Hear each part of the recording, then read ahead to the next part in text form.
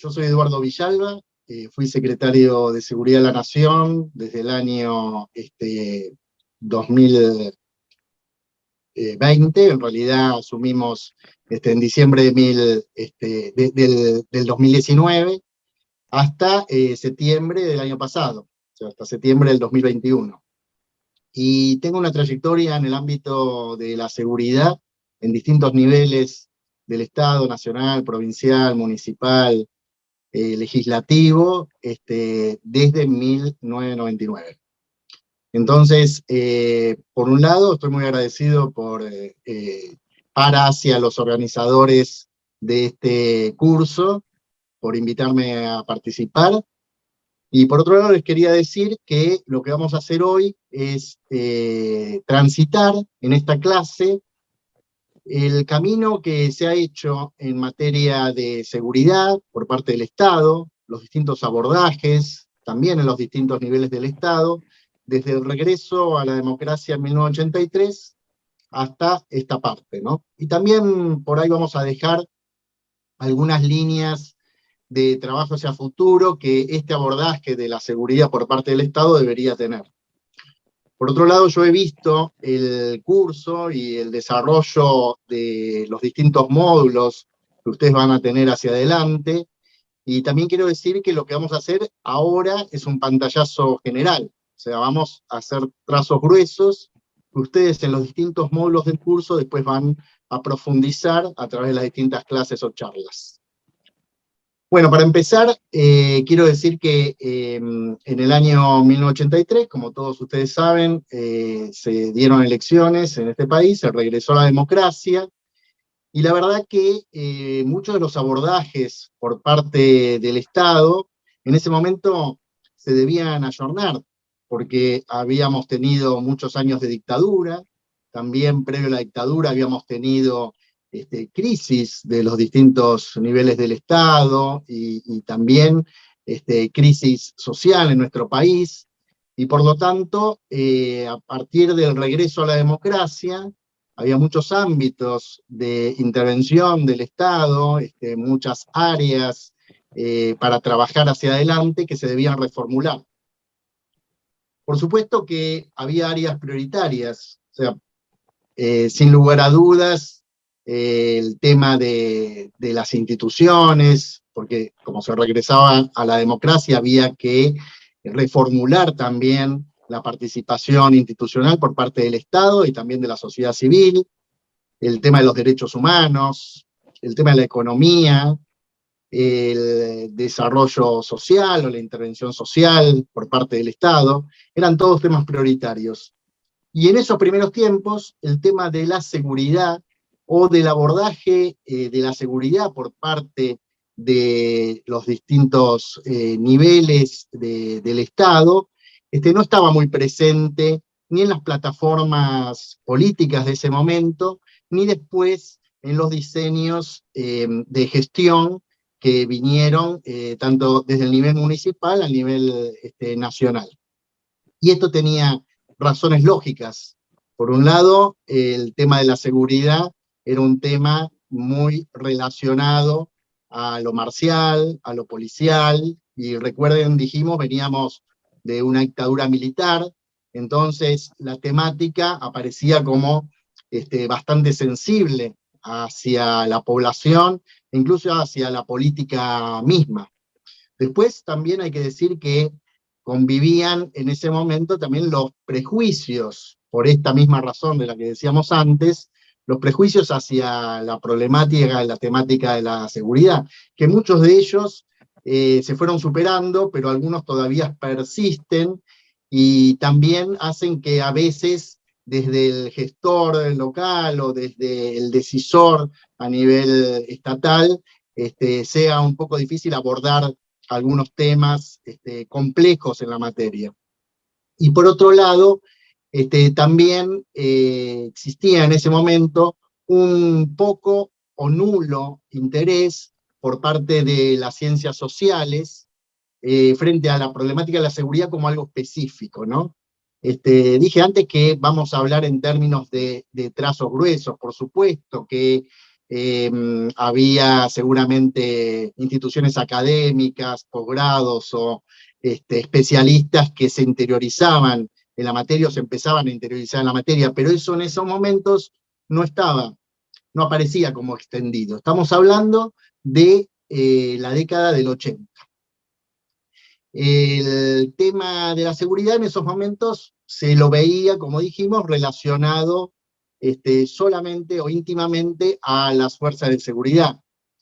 En el abordaje por parte de los estados predominaba el concepto de delegación. ¿Qué es esto? O sea, se entendía que el problema, la problemática, le incumbía solamente a las fuerzas policiales y por ende el Estado nacional, provincial o municipal lo delegaba a esas fuerzas policiales para que las mismas tomen cartas en el asunto y solucionen el problema. Como dijimos, las ciencias sociales permanecían casi ajenas al problema, y esto tenía que ver también porque la sociedad tampoco priorizaba la problemática como algo fundamental en la vida diaria, más allá del hecho policial, del caso policial resonante, o de casos que trascendían la normalidad de la vida pública,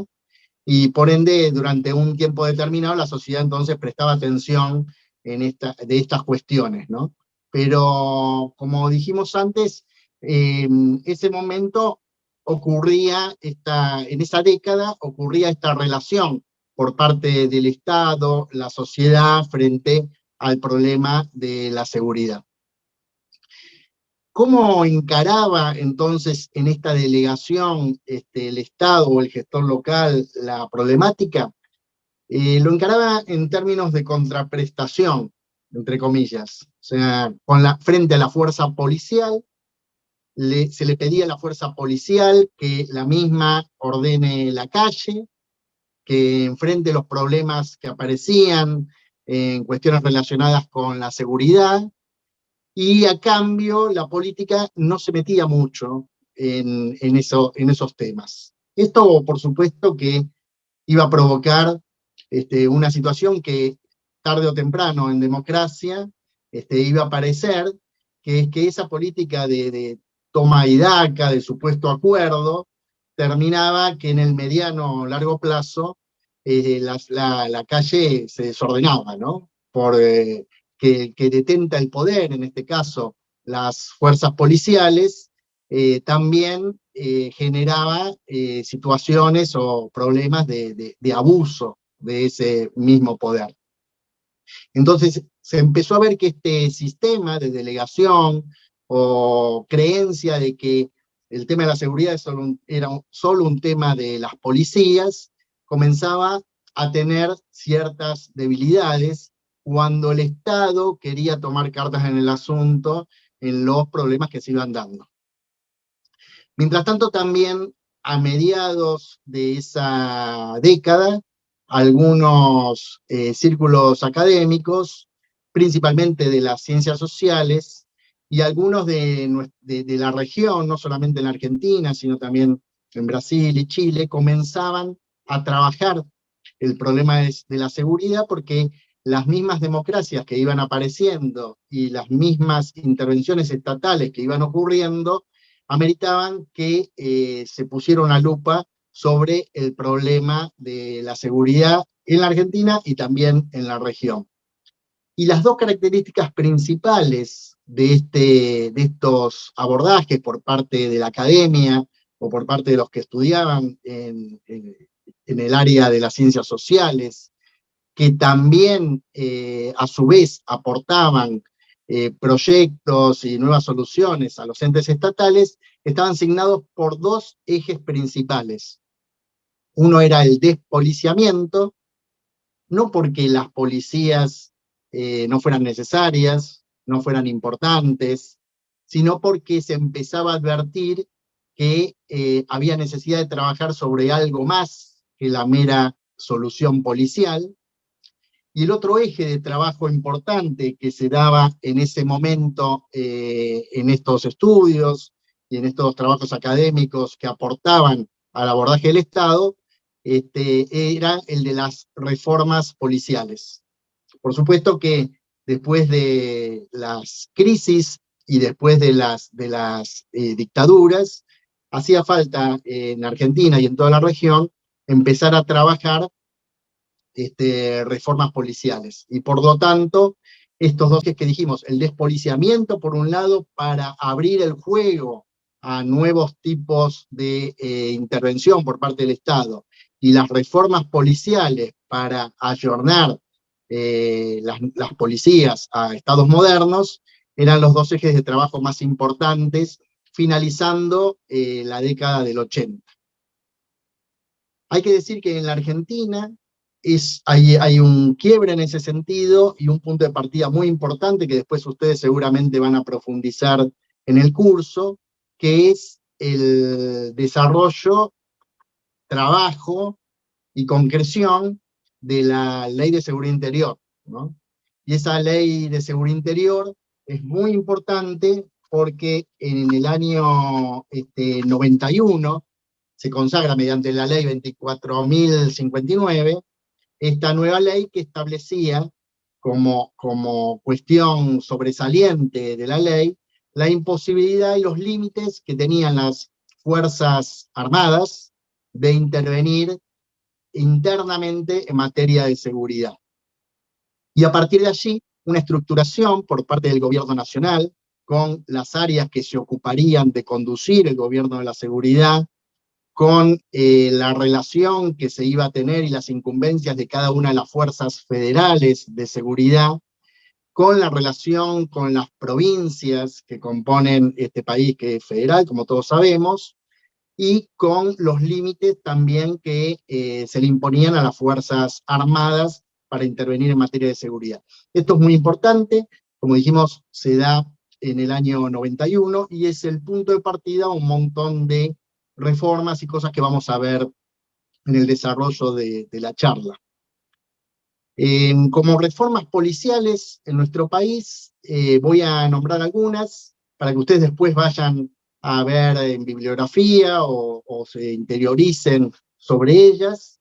Y fueron muy importantes en ese momento, a partir de la década del 90, las reformas policiales realizadas en la provincia de Buenos Aires, también en la provincia de Mendoza.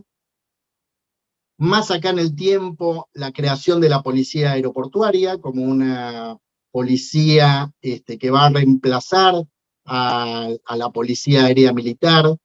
y que va a gestarse como una policía moderna. Es muy interesante ir a ver el estatuto y la ley que hace o que se desarrolla para crear la policía aeroportuaria que actúa hasta el día de hoy. Y más acá en el tiempo también, la ley de policía metropolitana, primero, que es la policía que intervino por primera vez en la ciudad de Buenos Aires, allá por el año 2008-2009, se sancionó y se desarrolló el sistema público de seguridad de la ciudad de Buenos Aires, que incluía esta policía metropolitana, y de forma más cercana, después, con la reforma de esta ley, la ley que establece el sistema de seguridad pública de la ciudad y crea la actual policía de la ciudad de Buenos Aires. Todas estas leyes que nombro tienen que ver con estas reformas policiales, en el caso de la ciudad de Buenos Aires, la creación desde cero de una policía, y todas ellas tienen sesgos importantes para observar de policías modernas, en donde se tiene en cuenta el tema de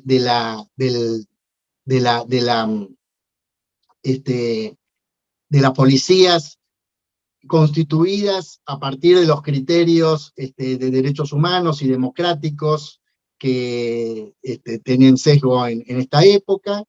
y también muy relacionada con todas las cuestiones que tienen que ver con sistemas de control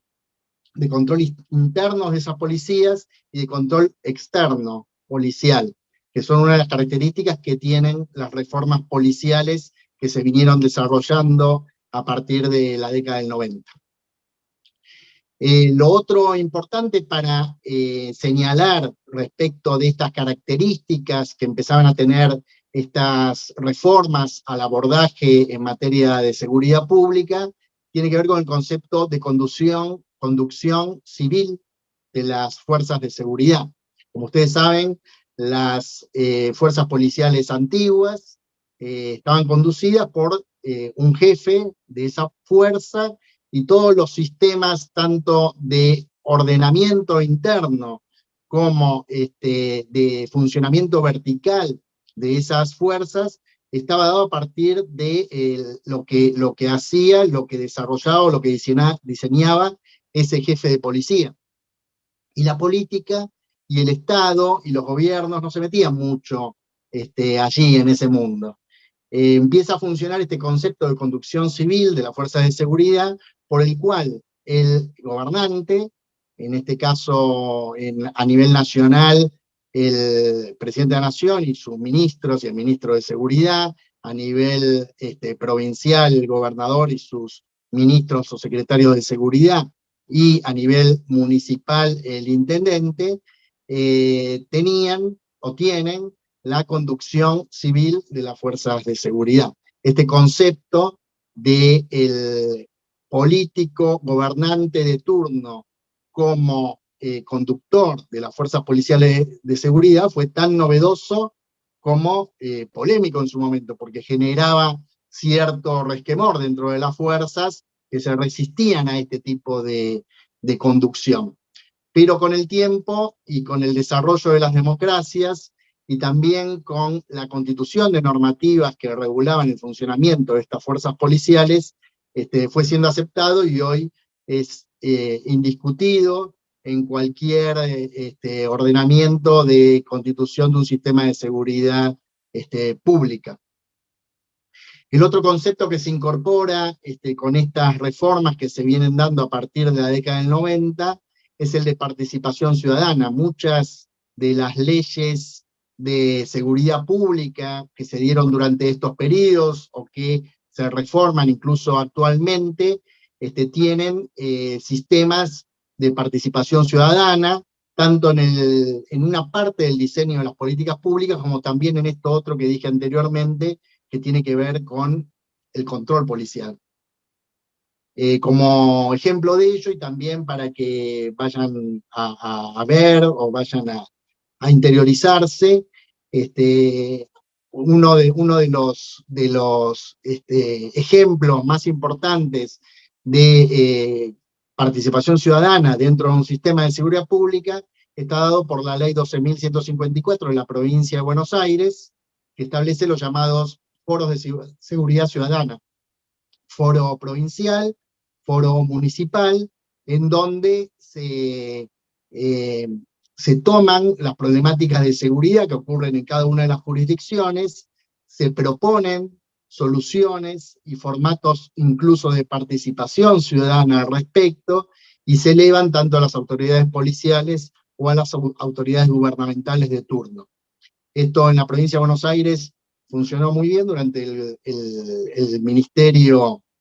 que detentó el doctor Arlanián, y después se ha ido dejando de lado, y solamente estos foros hoy funcionan en algunos municipios.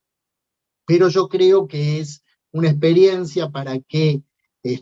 teniendo en cuenta las cuestiones que habría que modificar, o reformular, o reformar, me parece que hay que tenerla muy presente para poder diseñar políticas de seguridad. El otro concepto importante que se toma para diseñar esos nuevos proyectos o programas en materia de seguridad es el abordaje de intervención situacional ambiental. ¿Qué es esto? O sea, esto es un poco lo que decíamos anteriormente. No basta solamente con la actuación policial diaria de calle, sino que la planificación en materia de seguridad se hace también respecto de las circunstancias y las particularidades que ocurren en cada uno de los lugares, sea la jurisdicción más pequeña municipal o sea la más amplia provincial o nacional. Ejemplo de esto también, para observar, para ver, para trabajar, para ir a ver cómo funcionaba, es el Plan Nacional de Prevención del Delito del año 2000, que pretendió ser un plan de trabajo a nivel nacional que tomaba estas circunstancias de participación vecinal y diseño de planes locales de prevención y diseños teniendo en cuenta también lo situacional ambiental e inclusive lo que tenía que ver con la problemática social de prevención del delito, ¿no?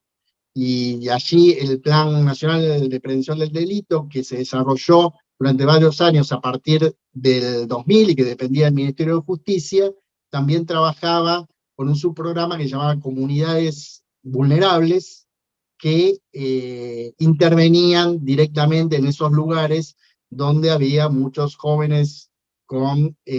conflicto con la ley penal, barrios, barrios jóvenes, villas, etc. Esta circunstancia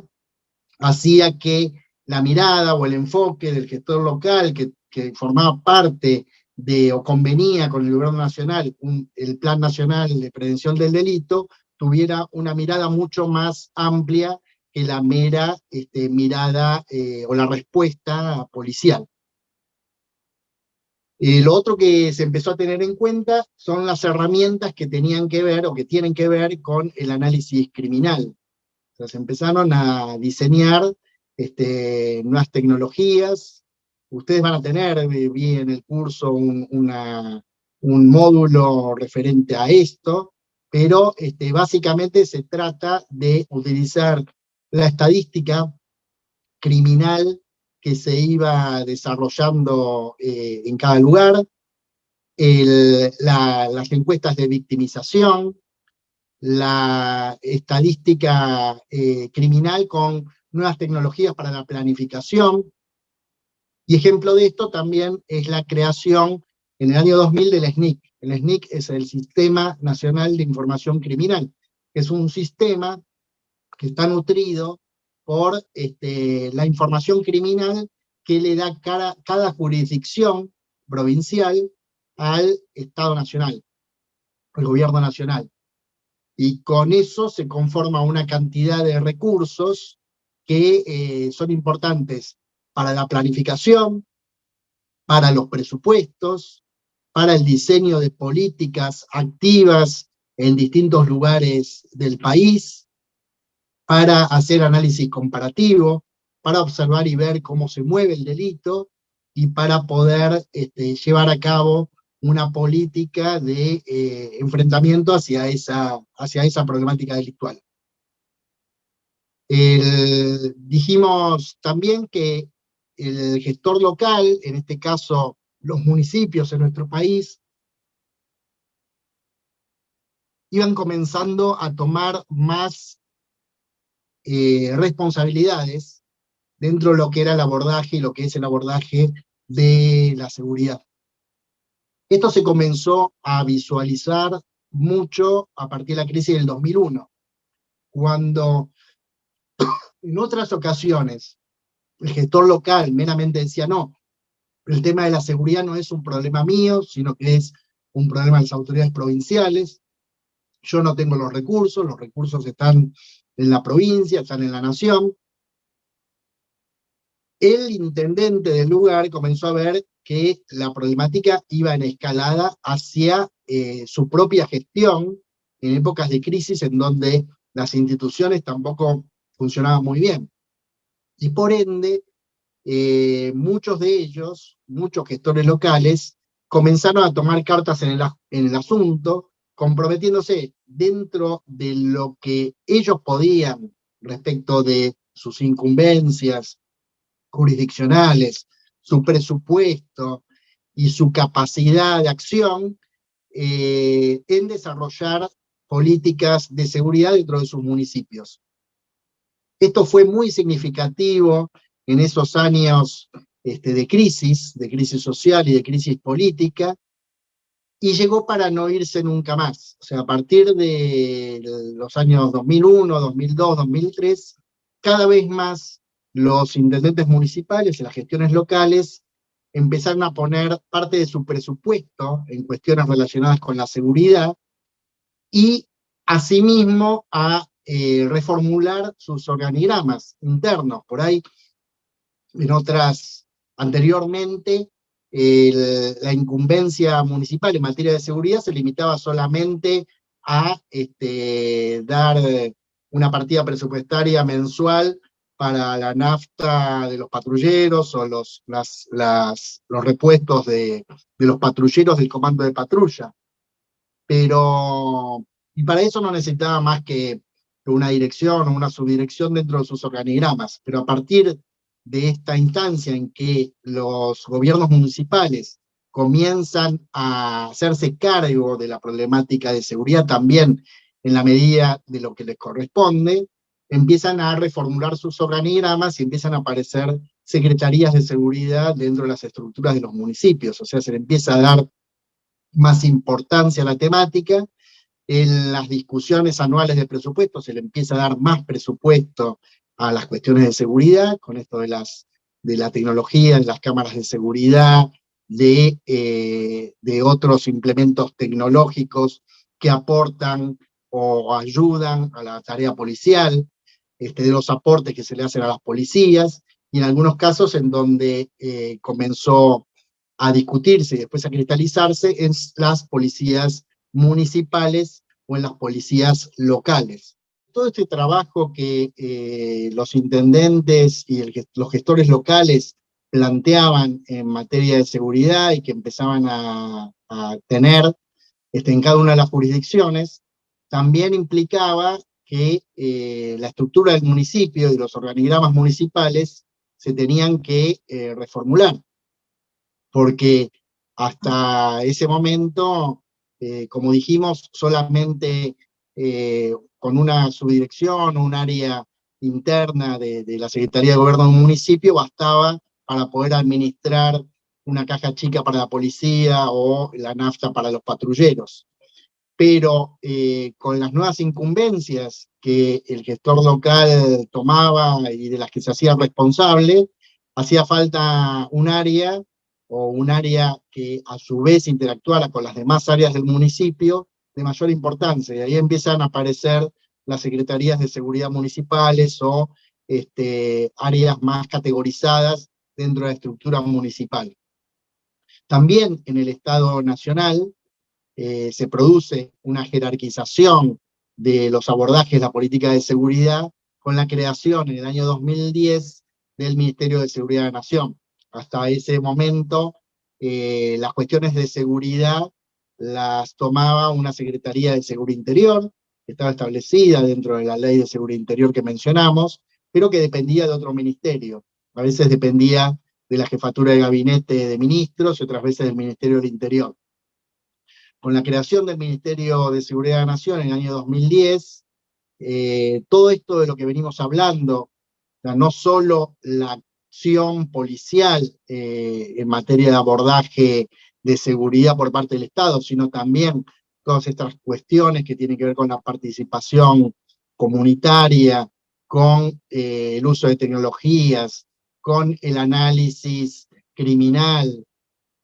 con el abordaje de la emergencia también, y la gestión del riesgo, se va a dar dentro de un organigrama extenso en el Ministerio de Seguridad de la Nación que persiste hasta el día de hoy. O sea, el Ministerio no solamente tiene la conducción efectiva y civil de las 4 fuerzas de seguridad,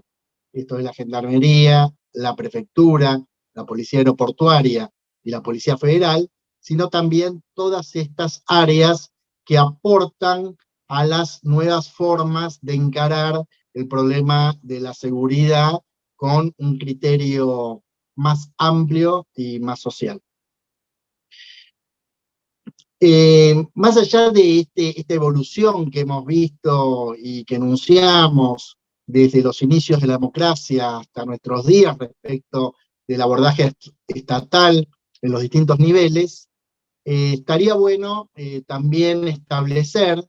algunas líneas de trabajo hacia adelante, o cuestiones o parámetros o ejes que deberían tener cualquier política de seguridad,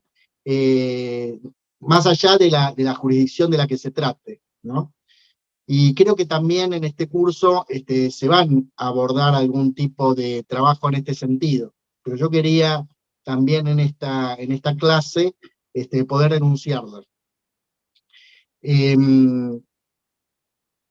Siempre hemos escuchado, o se repitió permanentemente, que la inseguridad es una problemática multicausal, a la que entonces hay que dar múltiples respuestas. Estas respuestas no son solo las que se dan desde un área, sino que deberían ser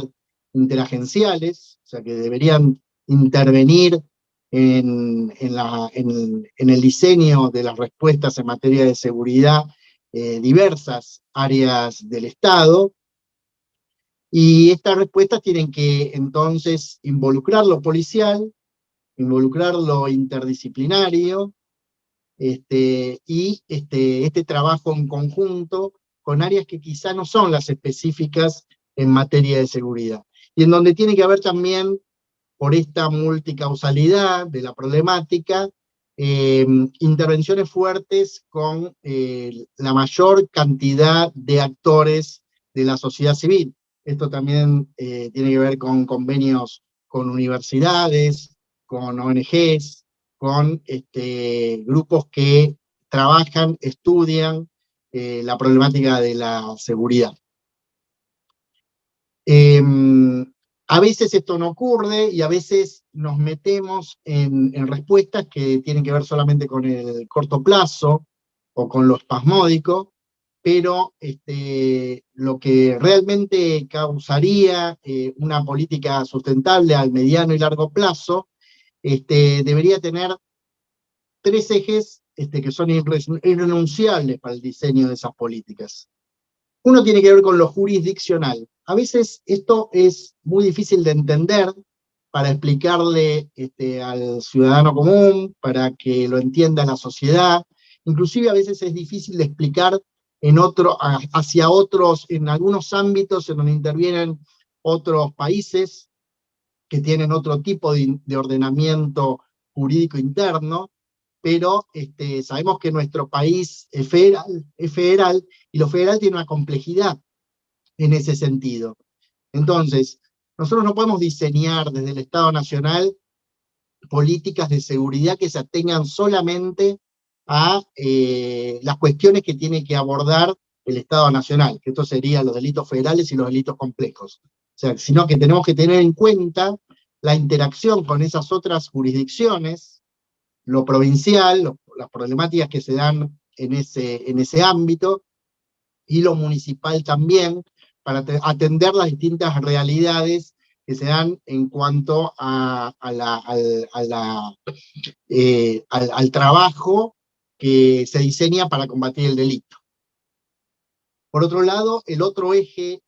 fundamental que yo veo es, como dijimos antes en la definición, lo interagencial, a efectos de responder a esto que decíamos multicausal. Entonces, sí, el Ministerio de Seguridad tiene las misiones y funciones fundamentales en materia de seguridad y específicas, pero no puede dejar de trabajar con las áreas sociales, con el área de infraestructura, con otras áreas del Estado que hacen también a responder a la problemática de la seguridad. El otro eje irrenunciable que tienen que tener nuestras políticas es el de la conducción civil de las fuerzas policiales y de seguridad. Lo hemos dicho anteriormente, se ha crecido mucho en este sentido, se ha trabajado para que así sea, y hoy este es un paradigma que quizá es irrenunciable o no tiene discusión, pero hay que insistir en esa conducción civil para que la experiencia que vayan haciendo las policías, respecto a ser más democráticas, respecto a atenerse a las leyes y las normativas vigentes, respecto a que sus abordajes contemplen cuestiones que también van evolucionando en la sociedad. Eso se va a poder llevar a cabo mientras se sostenga y se mantenga esa conducción civil de las fuerzas de seguridad. A estos tres ejes se le tienen que sumar varias políticas más que deberían contener cualquier sistema de seguridad moderno. En ese sentido voy a anunciar algunos. Por un lado, las acciones relativas a las cuestiones doctrinales de optimización y profesionalización de las fuerzas de seguridad y las policías. Mucho se ha hablado de esto, a veces se ha querido mostrar que la evolución doctrinal de una policía o de sus estatutos o de sus academias bastaba con poner un módulo de derechos humanos en la currícula, y eso no es así. O sea, hay muchas otras cosas para hacer y para seguir haciendo y para hacer permanentemente, porque la capacitación tiene que ser permanente en este sentido, para hacer de una fuerza de seguridad actual una fuerza de seguridad moderna y que esté preparada para responder a los problemas que el delito pone por delante en estos momentos, ¿no? En esta era. Después es importante también, frente a lo que decíamos, el ayornamiento de esas fuerzas policiales, y especialmente de las fuerzas federales de seguridad, respecto del delito complejo. Hay un montón de herramientas, tanto judiciales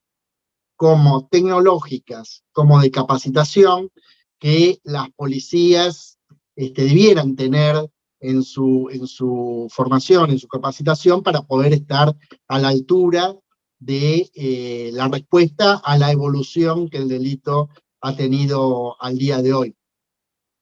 Por otro lado, es importante también la apropiación de instrumentos en la materia que brindan las ciencias sociales. Miren, si nos remontáramos a 30 años atrás, como dije antes, podríamos ver que había algunos trabajos, algunas personalidades en la materia que estudiaban la problemática de la seguridad, pero esto no estaba extendido en las universidades y en las casas de estudio. En estos momentos podemos decir, y lo podemos decir también con alegría, que la mayoría de las casas de estudio abocadas a las ciencias sociales tienen dentro de sus perspectivas el trabajo con cuestiones relacionadas a la seguridad, y más específicamente a la seguridad ciudadana. Por otro lado, también hay que hacer hincapié en el diseño de políticas de seguridad hacia futuro, en el uso de las herramientas tecnológicas, pero de forma debida también, porque después de la década del 90, a principios de los años 2000, cuando decíamos que los gestores locales empezaron a poner cámaras de seguridad en las calles o en sus ciudades, se dio una especie de abuso del uso de esta herramienta, no porque sea malo o sea mala la cantidad de cámaras de seguridad que se instalan en una ciudad, sino también porque hay que tener en cuenta otros aspectos, sino que son el para qué y de qué manera eso va a servir, no solo para el post, sino o para el uso de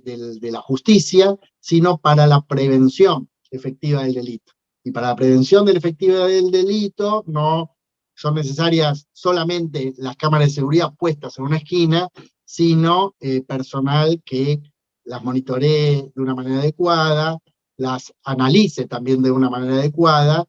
y un sistema que pueda tener impacto en la fuerza de seguridad que tiene que concurrir ante la situación delictual específica. Lo otro importante también es la permanente adecuación legislativa y normativa. Nosotros tenemos todavía provincias, jurisdicciones e incluso algunas leyes nacionales que son muy antiguas en materia de seguridad, que datan de años anteriores a esto que estamos hoy trabajando en esta charla, en esta clase, que tiene que ver con el regreso de la democracia y el abordaje del Estado en materia de seguridad. Hay que hacer una permanente adecuación legislativa y normativa, y puedo decir que a veces los ámbitos legislativos han ido por detrás de los avances que se han tenido en la materia. Y por último, no porque todo esto que haya anunciado sea excluyente, sino porque quise nombrar algunos de los parámetros que deben ser utilizados en el diseño de una política de seguridad. Quiero decir también que es muy importante el trabajo permanente con la justicia. Siempre se habla de una pata que queda ahí media a mitad de camino respecto del abordaje de la problemática, y esto tiene que ver con la justicia muchas veces, pero también lo penitenciario y lo postpenitenciario. Se tiene que empezar a pensar lo penitenciario y lo postpenitenciario como parte de un esquema de abordaje en materia de seguridad. Yo sé que muchas veces decimos que en general a la sociedad se ajeniza del problema penitenciario y postpenitenciario, o no quiere escuchar que se gastan recursos en este sentido, pero sí me parece una deuda de toda esta evolución que hubo en la democracia en materia de abordaje, en materia de seguridad, el trabajo más profundo respecto de lo penitenciario y lo postpenitenciario. Bueno, yo con esto cierro la clase, agradezco a los organizadores, espero que algunos de los conceptos que se vertieron acá puedan ser profundizados en los próximos módulos, y esa era la intención de la clase que tenía para hoy.